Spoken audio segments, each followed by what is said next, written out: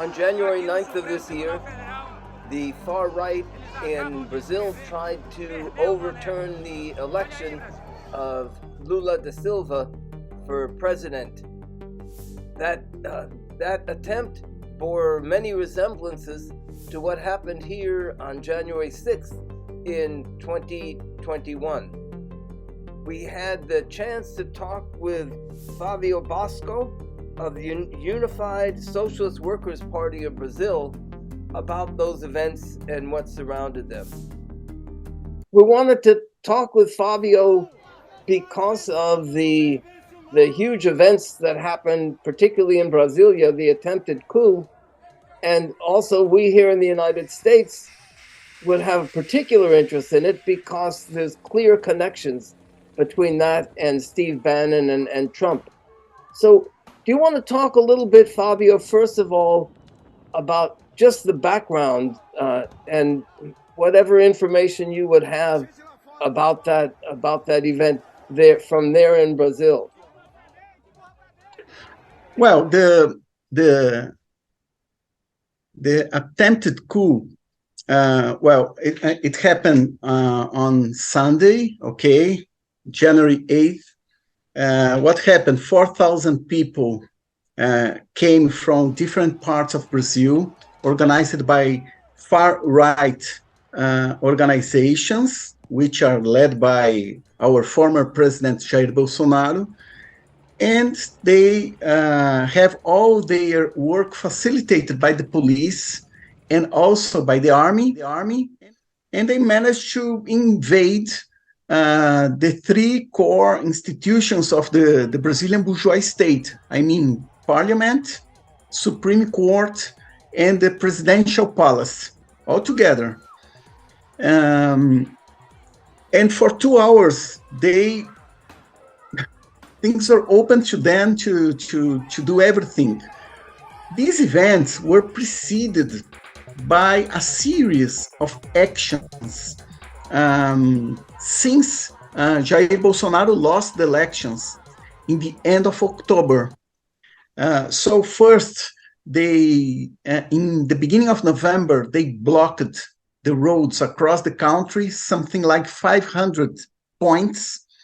Some of these places, very small numbers, some of these places a bit more, but everywhere the federal police responsible for the highways were collaborating with them. They did not do anything to take them away from the highways.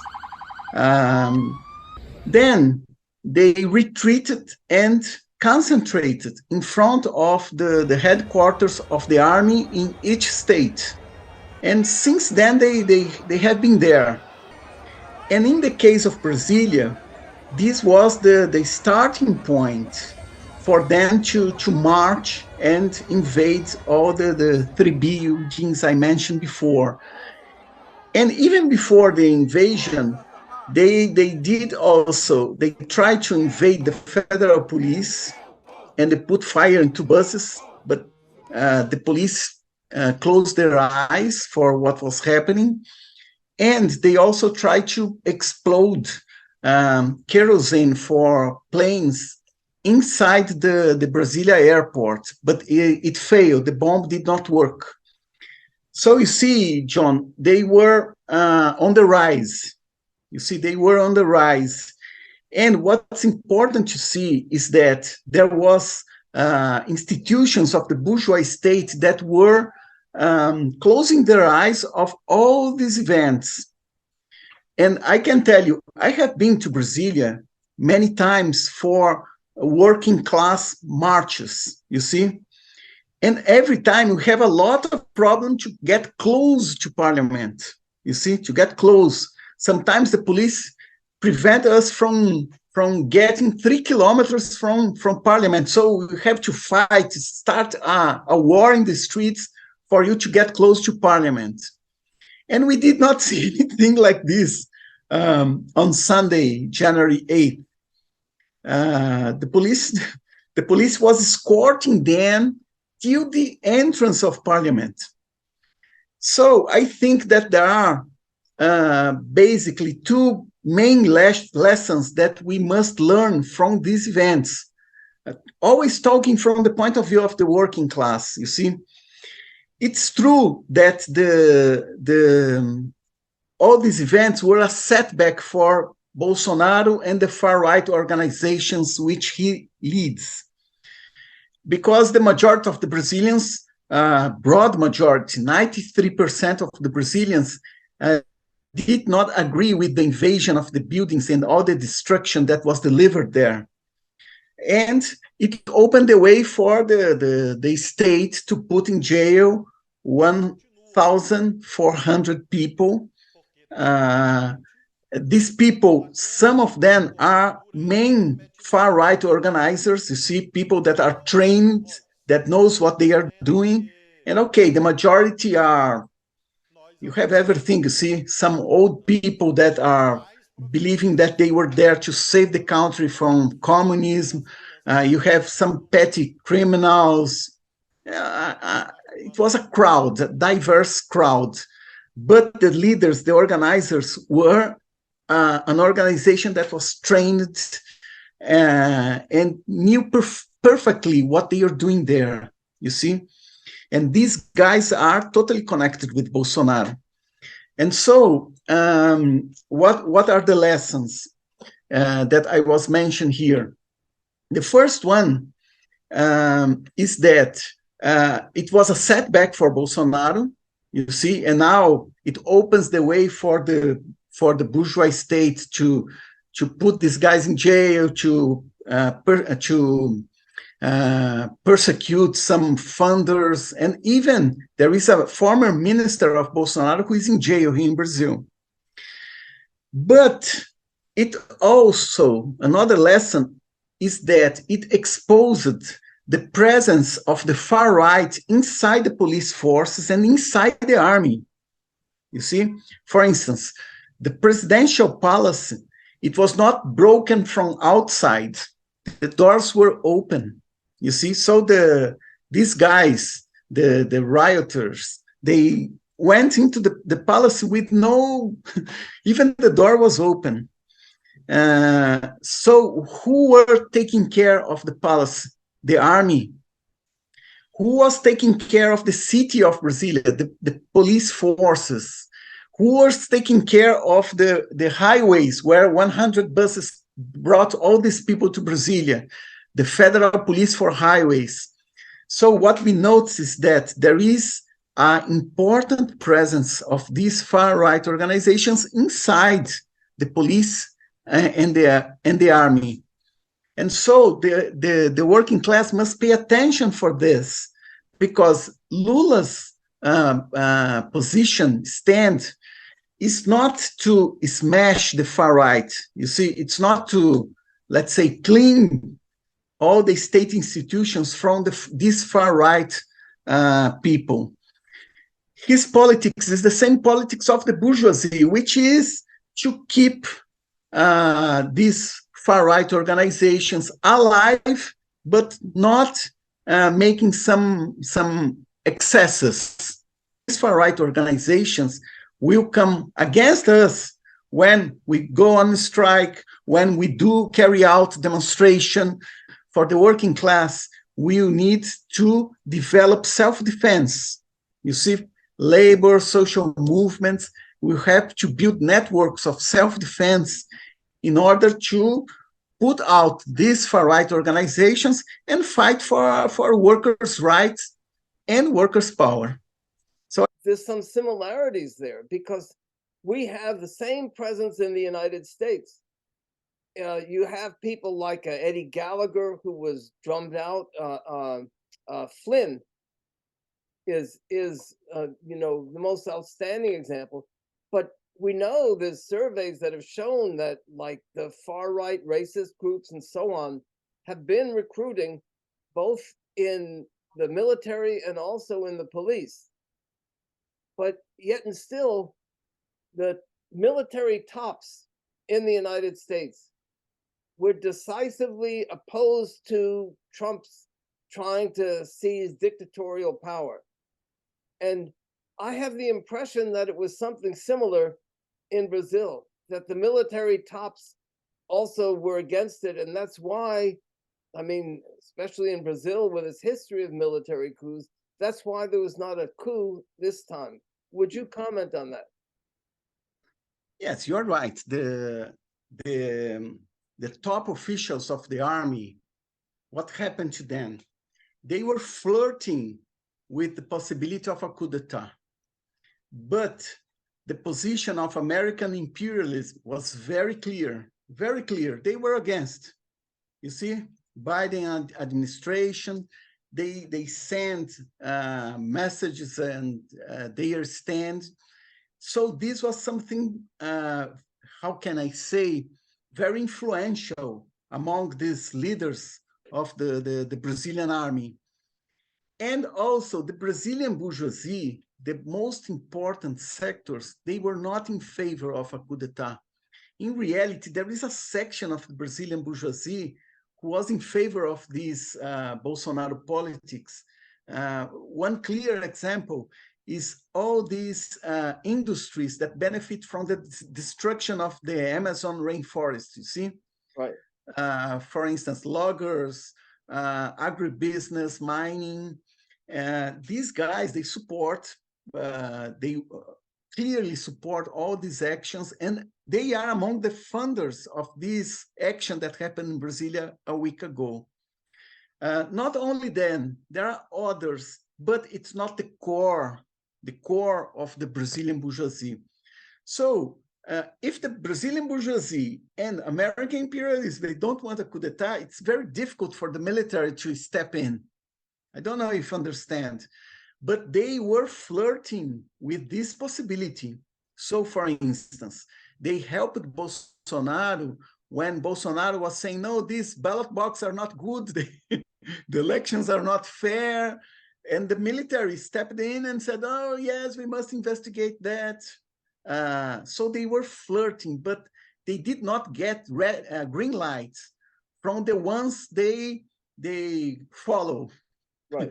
So Right. without the green lights, they could not go on. So here in the United States, in about the year prior to January 6th of 2020, there was a series of armed invasions. You know, in many states in the United States, it's legal to carry guns out in the open. So there was a series of armed invasions of state capitol buildings throughout the country, Oregon, states in the Midwest, and so on. And they all got away with all of that. So that gave them the confidence, you know, to go ahead and do what they did. In the United States, it was basically the military tops that stopped the coup. In Brazil, in some ways, it was what you're saying is the major wings of the bourgeoisie, the military tops, and US imperialism. And in both cases, if you have to depend on those forces to stop a military coup, you're in pretty bad shape. You know what I'm saying? And so that leads me to the following question. In the United States, there's an absolute crisis in the US working class. And standing at the head of that crisis is the leadership of the unions, which have done nothing, where just simply the representatives of, number one, the employers, and number two, the Democratic Party. And pure and simple, that's what they are. And so, and they did absolutely nothing to mobilize any kind of working class resistance. So that leads me to my question as far as Brazil. What did the unions and workers' organizations do, if anything? And if they didn't do what you would consider to be adequate, why not? Well, John, what happened here is that before the elections, well, 1 year ago, 1.5 years ago, even in the beginning of the pandemic, these far-right groups, they were active. Then it started a response by the working class, both labor and social movements. But the politics that are more influential among labor and social movements comes from Lula, comes from the Workers' Party, not the Workers' Party, Lula particularly. And so the majority of the leaders of the labor leaders and social movement leaders, they put all their cards on Lula election. That's what happened here. And so it was not possible to develop bolder actions by the working class. So the leadership played a bad role in this sense. Only smaller organizations, my Labor and People's Federation, we tried to do this role, you see, and we had some allies to carry that out, but it was not sufficient. So the working class, what they did, let's vote for Lula, let's campaign for Lula. And the politics of Lula regarding the far right is, if we have to do something against them, it must go through the bourgeois state institutions. You understand? So the police must take action, the army must take action, the courts must take action, but not the working class. Right. I don't know if you understand what I mean. Well, so this was a big problem, but look how interesting are things. We had this a week ago on Sunday. Okay, they tried to take all these 3 buildings. The next day, some labor organizations, social movements, they called demonstrations in all larger cities in Brazil. And and Lula did not call the people to join these demonstrations. On the opposite, he, together with the Supreme Court and the leaders of parliament, they said, look, people must stay calm. You see, that was the message. So despite of this message coming from Lula, here in São Paulo, we had a very beautiful demonstration. I don't know how many exactly, maybe something between 5,000 and 10,000, or maybe a bit more, but a very lively. And what the people were saying in the demonstration, they were demanding the government not to provide any kind of amnesty for the far right, you see, which goes against all the efforts that the bourgeoisie and Lula are doing to have a kind of compromise with Bolsonaro. There isn't any socialist perspective in his administration. He just talk about, okay, the very, very poor. So what Lula administration says, okay, the very, very poor, I will provide something, but we need to recover the economy. And so it will be, I think, one new liberal policy after the other. And so the working class will have to stand up, you see? And the labor leaders, I think that they will work to stop it, you see, to prevent it. Right. But I'm guessing that those policies of the union leadership are matched with policies of not really mobilizing the membership to fight for higher wages and better working conditions and so on against the employers. That because that's the situation here. And so my question is there any kind of organizing going on within the unions to reverse those twin policies? I have to tell you that since 2015, the Brazilian economy is always either on recession or a very small growth. And so what we have in Brazil regarding the working class is a working class that's more casualized and poorer, even the regular workers. So it's a situation that may explode, but if it does not explode, it becomes a defensive moment, you see? And there are activists everywhere. And the activists that are close to the grassroots all of them want to in a way or another, to reply to all these backlash that are coming from the bosses and the governments. Brazil has a tradition of having many strikes, you see. There's always this honeymoon, you see, illusion that we must wait for the government to deliver, you see, but Lula will not deliver. And so I believe that these struggles will emerge, and depending on how broad they are, they will open the space for us to fight back. So I asked whether there's organizing going on within the unions to make the unions really fight for the members and to make the unions fight for all workers. Yes, there is, inside and outside. You see, some struggles goes through the union, mass meetings and this kind of stuff, and others goes kind of wildcat strike. You see, Fabio talked about a wildcat strike at a giant steel mill in the state of Rio de Janeiro. The strike won some gains, and the leadership of that wildcat strike, an opposition group, then won the leadership of the union. So it was an example of what we need to do everywhere in Brazil, you see. But this example did not expand everywhere. There are some places, but there are people everywhere, you see, John. So I think that in the moment that the working class sees that it has no other way but to move, you see, to stand up, there will be guys that activists that will be there that will help these struggles to go on. Right. I asked two final questions.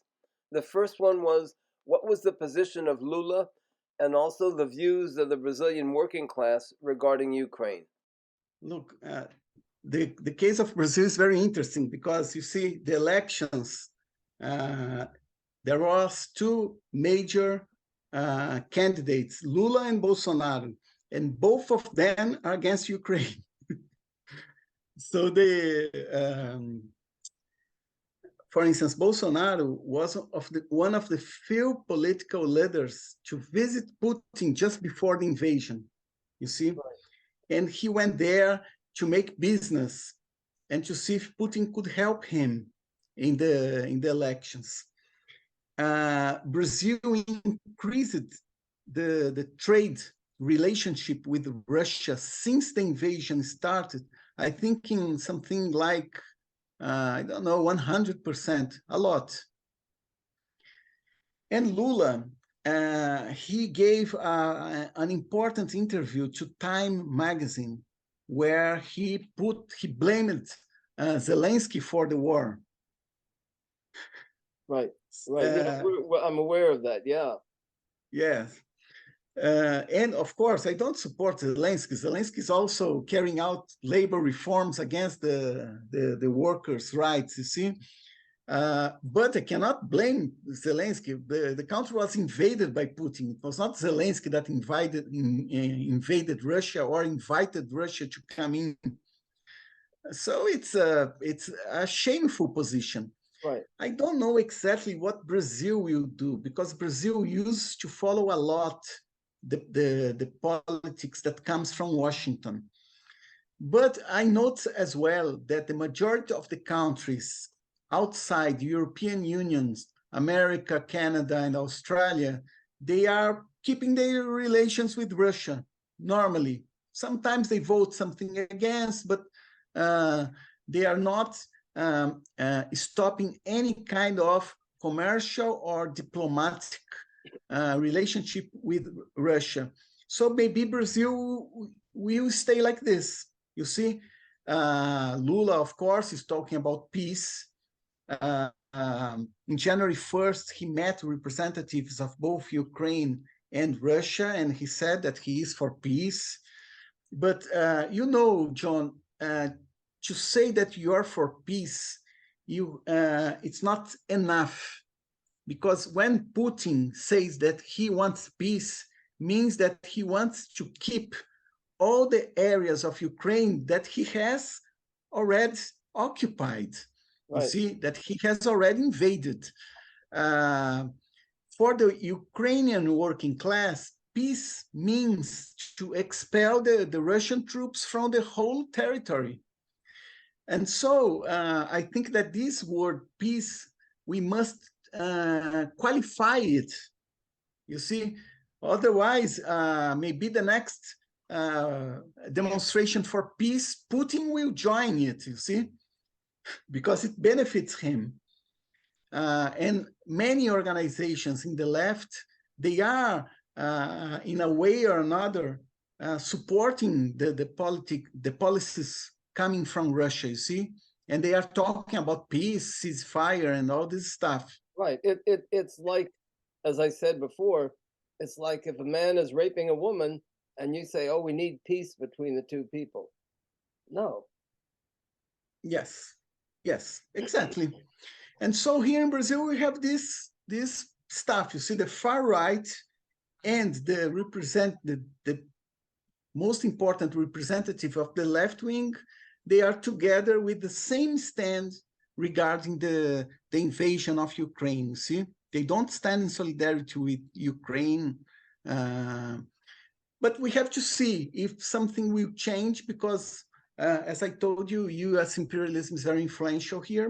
Maybe it will change. But look, John, even the state of Israel, which they are connected with Putin, you see? Right. And So they follow a lot the politics that comes from Washington, but even so, they are with Putin. and how do most workers see the situation, or is it just very varied? Look, the working class in general, they sympathize with the Ukrainian people. In general, it's this. The activists, it's something more problematic, because there is the influence that comes from Lula and from different communist, Stalinist organizations, you see? Because these guys, they influence the activism a lot. And so among the activists, it's more problematic, the solidarity towards Ukraine. But among the working class as a whole, there is a general sympathy towards Ukraine. Right. So Here in it's Brazil, just for you to know, there are 7 labor federations. The only labor federation doing something for Ukraine is CSP com Lutas, is the labor federation that I am a member of. It's the only one. None of the others, they are doing anything regarding Ukraine. my final question was about Representative George Santos and whether he is being discussed in Brazil since he's originally from that country. The media, the mainstream media, they talk a lot about him, because he is the only guy with Brazilian descendants that is in the Congress in the US. So they are talking about, but in a negative way, you see, because this guy could not be elected and anything like this. He should be punished for all the wrongdoings he did. I don't know if he supported Bolsonaro, but I can tell you that if I have to bet, I would put all my cards because he's the kind of person, you see, that is from the milieu of Bolsonaro. Right. But I don't know, I did not see any stand by him talking about supporting Bolsonaro. No, I haven't seen that either. He's extreme right wing, although he's kind of hidden that for right now. But in his campaign, he's against women's right to abortion and so on. But there's $700,000 of his own personal money that he put into his campaign, and nobody knows where that money came from. And also, I just have to wonder if somebody didn't put him up to running. So now that they know where he is there any chance that that Brazil will try to extradite him? Yes, they can ask. They can ask. Brazilian justice can ask. It would be up to the US to decide whether to extradite him, or sometimes what other countries do is that, okay, I will judge him here for the wrongdoings you did there in Brazil, you see? Right. So I think that's about it for now, Fabio. If you have any final comments that you'd like to make to American workers and socialists here in the United States. Look, I would like to thank you for the opportunity to talk about the situation here in Brazil. I also see many similarities between the situation in both countries. This guy, Steve Bannon, is also deeply connected with Bolsonaro's family. So there is a kind of international connection of the far right, which the working class must pay attention and fight back. And I wish the working class in the US will build an alternative to the Democratic and the Republican parties. You see, we need to fight for a workers' power, and overcoming this hindrance, which is the Democratic Party and the Republican Party, is a necessity. And a victory of the American working class will be a victory of the working class worldwide.